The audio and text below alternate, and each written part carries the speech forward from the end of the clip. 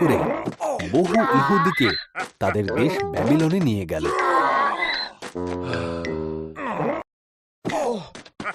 দানিয়েলও ব্যাবিলনে নিয়ে যাওয়া বন্দী ইহুদিদের মধ্যে একজন ছিল।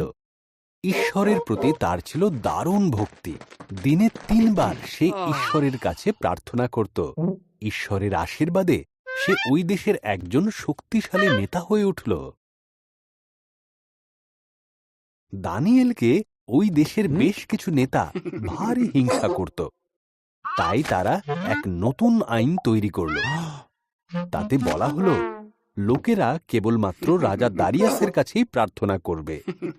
যারা এই কথা মানবে না, তাদের সিংহের গুহায় ফেলে দেওয়া হবে। দারিয়াস রাজি হয়ে গেলেন।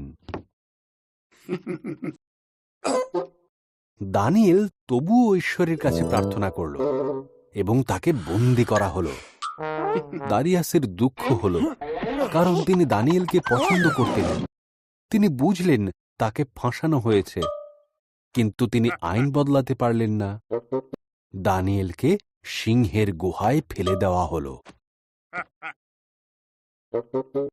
সিংহগুলো হুঙ্কার দিচ্ছিল আর দানিয়েলের কাছে এগিয়ে যাচ্ছিল। তখন এক স্বর্গদূত আসলো। ঈশ্বরই তাকে সেখানে পাঠিয়েছিলেন। স্বর্গদূত সেই সিংহগুলোর মুখ বন্ধ করে দিল। দানিয়েল সেই রাতটা নিরাপদে কাটাল।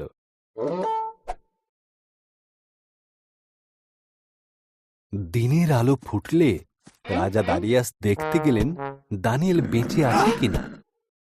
দানিয়েল বললেন, ঈশ্বর এক স্বর্গদূতকে পাঠিয়েছিলেন আমাকে বাঁচানোর জন্য। রাজা শুনে খুবই আশ্চর্য হলেন। দানিয়েলকে গুহা থেকে বের করে আনা হল। রাজা দারিয়াস তখন দানিয়েলের শত্রুদের গুহায় ফেলে দিলেন। সিংহেরা তাদের খেয়ে ফেলল।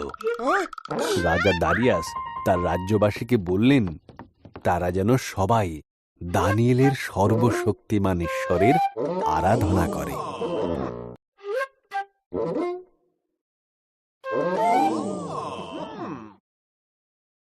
তাই ঈশ্বর ফিলিস্তিনিদের অধিকার দিলেন তাদের উপর 40 বছর ধরে রাজত্ব করবার। তখন তিনি শিমশন নামের একজন পুরুষকে নির্বাচন করলেন তাদেরকে উদ্ধার করার জন্য।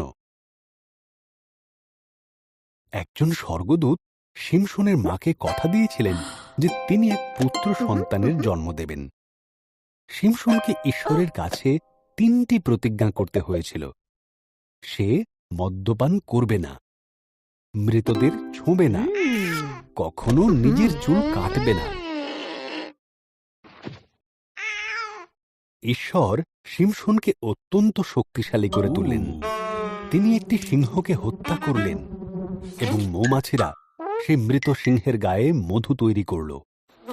শিমশন সে মৃত সিংহটিকে স্পর্শ করলেন এবং দলিলা নামক এক মহিলার প্রেমে পড়লেন শিমশন। কেন শিমশন এত শক্তিশালী সেটা খুঁজে বের করার জন্য পলেস্তীয়রা দলিলাকে প্রচুর অর্থ দেবার আশ্বাস দিল। দলিলা শিমশনকে বারবার জিজ্ঞাসা করতে লাগল।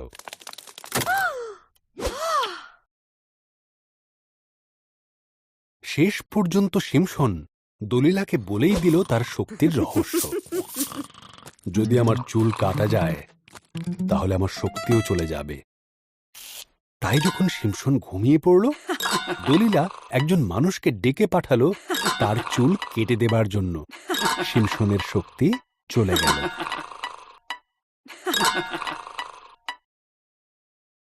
ফিলিস্তীয়রা যখন এলো, খুব সহজেই তারা তাকে বন্দী করল। তারা তাকে অন্ধ করে দিল। তারপর তারা শিমশনকে কারাগারে বন্দী করল এবং তাকে দিয়ে ভারী ভারী পাথর টানার কাজ করাতে লাগলো।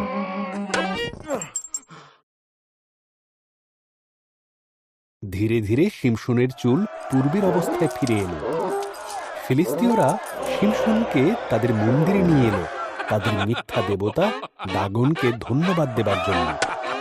যেহেতু তারা শিমশনকে পরাজিত করতে পেরেছে, শিমশন শেষবারের মতো ঈশ্বরের কাছে তার শক্তি ফেরত চাইল।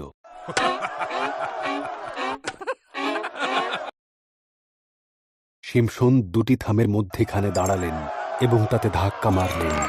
মন্দিরটি ভেঙে পড়ল। সমস্ত ফিলিস্তিয়রা মারা গেল এবং সঙ্গে শিমশোন। শিমশোন তার প্রতিশ্রুতি রাখেনি, কিন্তু ঈশ্বর রাখলেন।